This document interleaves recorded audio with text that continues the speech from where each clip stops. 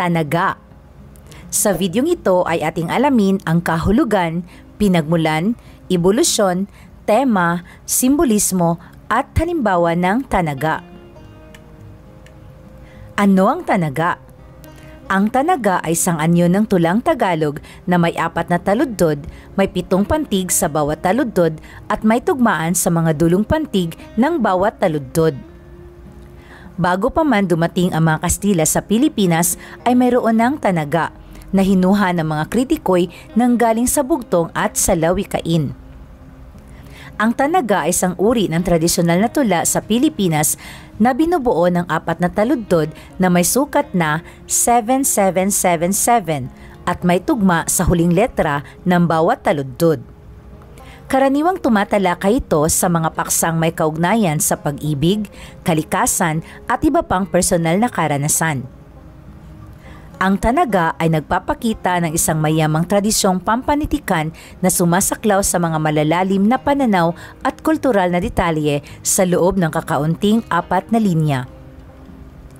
Nagsimula ito noong ika-6 na siglo sa panahon ng pananakop ng mga Kastila sa Pilipinas, kung saan ang tanaga ay nagsilbing kasangkapan sa paghahatid ng mga aral, mga idiomatikong pahayag at mga etikal na turo. Higit sa kanyang mga kasaysayan, ang tanaga ay may kultural na kahalagahan higit pa sa kanyang elegante na struktura. Ito ay sumisimbolo sa katatagan at kausayan ng sining ng mga Pilipino na nagbibigay ng sulyap sa mga yaman at karunungan ng bansa. Ngayon ay puntahan natin ang pinagmulan ng tanaga.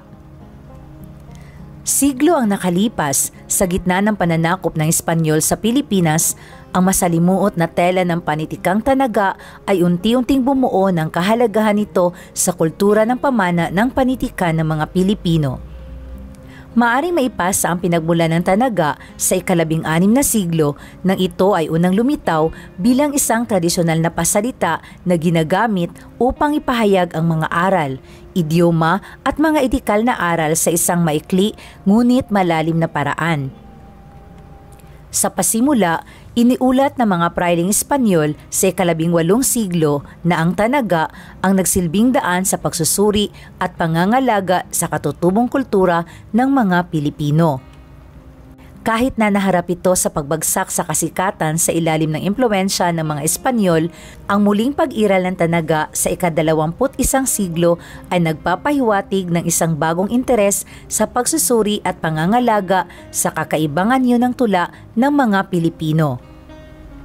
Sa gitna ng masalimuot na hiyas ng pamana ng panitikang Pilipino, ipinapakita ang estruktural na komposisyon ng tula ng tanaga, ang isang ritmo at kadinadong anyo na naglalaman ng mga lalalim na ideya sa loob ng kakaunting 4 na linya nito. Ngayon ay puntahan natin ang ebolusyon ng tanaga. Ang pag-unlad ng tanaga ay sinasalamin ng pagbabalik ng interes at kreatibidad na humahantong sa pagsasaayos nito sa makabagong mga tema at estilo habang pinananatili pa rin ang tradisyonal nitong kahulugan. Patuloy na lumalaki ang kultural na impluwensya ng tanaga habang nagiging tulay ito sa pagitan ng mayamang pamana ng panitikan ng nakaraan at ang buhay ng ekspresyon ng sining sa kasalukuyan. Dahil dito, nananatili ang tanaga na makabuluhan at minamahal, na sumasalamin sa kahalagahan ng pagkakakilanlan at pananaw ng mga Pilipino sa pamamagitan ng pag-unlad dito sa anyo at mga tema. Mga tema sa panulaang tanaga. Sa tula ng tanaga, karaniwang mga tema ay tumatalakay sa mga pangkalahatang karanasan ng tao, damdamin at mga salamin ng lipunan na naglalaman ng mga matinding kaalaman sa loob ng 4 na linya. Ang simbolismo ay may malaking bahagi sa tanaga, kung saan ang kalikasan ay kadalasang naglilingkod bilang metapora para sa mas malalim na pilosopikal na mga ideya o mga emosyonal na kalagayan. Bukod dito, ipinakita ng mga modernong bersyon ng tanaga ang kakayahang mag-angkop ng anyong ito ng tula, nagbibigay daan para sa pagsusuri ng iba't ibang mga tema at pagsusubok ng iba't ibang mga tugma habang pinanatili ang esensya ng tradisyonal na 7 silabang istruktura. Ngayon ay puntahan natin ang karaniwang tema ng Tanaga. Ang mga karaniwang tinutuklas sa Tanaga na tula ay tumatalakay sa kaluluwa ng kultura ng Pilipino, dynamics ng lipunan at personal na pagninilay sa pamamagitan ng maikli at malalalim na mga pahayag. Ang mga sumusunod ay mga pangunahing tema na matatagpuan sa Tanaga na tula. Una, ang pag-ibig at mga ugnayan, madalas na inilalarawan na may emosyonal na kalaliman at sensitibidad. Pangalawa, kalikasan at kapaligiran, nagpapakita ng kagandahan at harmonia ng natural na mundo. Pangatlo, pananampalataya at paniniwala, ang pagsusuri sa mga paniniwala, tradisyon at sa banal. At ang panghuli, mga suliraning panlipunan, ang pagsasalaysay ng mga alalahanin ng lipunan, kawalang katarungan at mga ugnayan sa komunidad. Yan ang mga tema na matatagpuan sa Tanaga ng tula. Ngayon ay puntahan natin ang mga simbolismo ng Tanaga. Ang simbolismo sa Tanaga ay nagiging tulay sa pagitan ng material at di-material, nag-aalok ng mga pananaw sa pag-ibig, kalikasan at mga isyu sa lipunan.